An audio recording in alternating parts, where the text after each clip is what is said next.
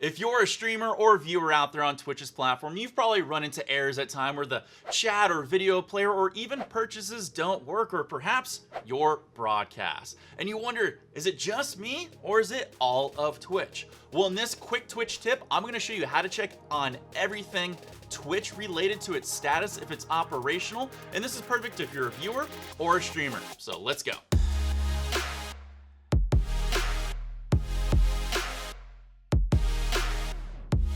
What is up, all you awesome streamers? Wild4Games here, helping you have a bigger and better career on Twitch's platform. Do me a favor and hit that big red subscribe button down below, because trust me, you're gonna love this channel.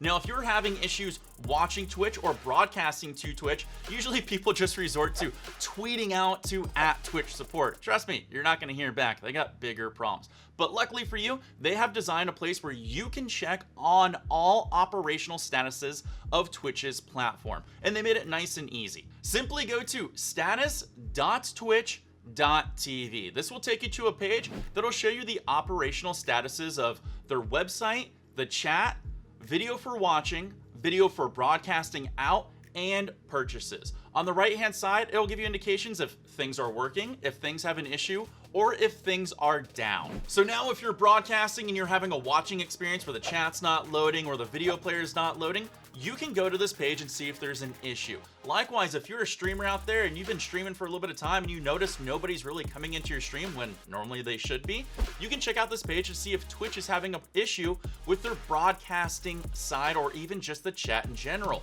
This is a great indicator to see if it's maybe time to stop your stream, wait for them to correct the issues, and then you can get back on live.